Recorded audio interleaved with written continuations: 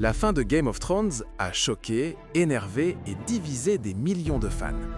Beaucoup l'ont jugé raté, précipité, voire illogique. Mais si je te disais que cette fin n'était pas seulement logique, mais inévitable depuis la toute première saison. Game of Thrones n'a jamais été une histoire classique de héros. Dès le début, la série nous l'a montré sans détour. Ned Stark, honnête, juste et droit, meurt brutalement. La série nous apprend alors une règle fondamentale.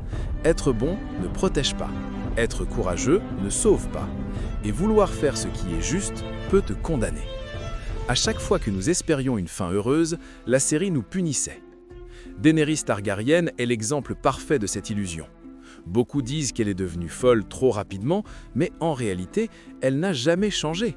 Depuis le début, elle brûle ses ennemis, elle est convaincue d'être destinée à régner et elle impose sa vision du bien par la force. La seule différence, c'est qu'au départ, ses ennemis étaient pires qu'elle. Tant qu'elle combattait des tyrans, ses actes semblaient justifiés. Mais une fois ces tyrans éliminés, le feu s'est retourné contre les innocents. Daenerys ne devient pas folle, elle enlève simplement son masque. Pendant longtemps, nous avons cru que la véritable fin de Game of Thrones serait la bataille contre les marcheurs blancs. Pourtant, la série ne parle pas vraiment de monstres, elle parle des humains. Les marcheurs blancs représentent la mort, l'oubli, l'inévitable. Mais le véritable danger a toujours été le pouvoir. Même face à l'apocalypse, les hommes continuent de comploter, de trahir et de se battre entre eux. La guerre n'unit pas les hommes, elle révèle ce qu'ils sont réellement. Et puis, il y a Bran. Son couronnement a frustré énormément de fans.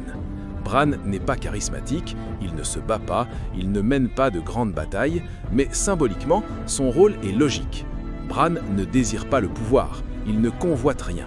Il incarne la mémoire, l'histoire et le souvenir de tout ce que Westeros a perdu. Après des années de sang et de chaos, le royaume ne choisit pas un héros, mais quelqu'un qui n'a aucune ambition personnelle.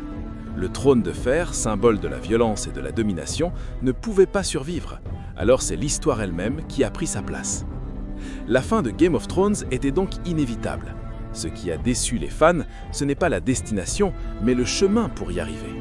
Tout est allé trop vite, sans laisser le temps aux émotions de s'installer. Pourtant, les idées finales étaient présentes depuis le début. Game of Thrones ne promettait pas une fin heureuse, elle promettait une fin honnête. Et c'est peut-être cette honnêteté brutale qui nous a tant dérangés.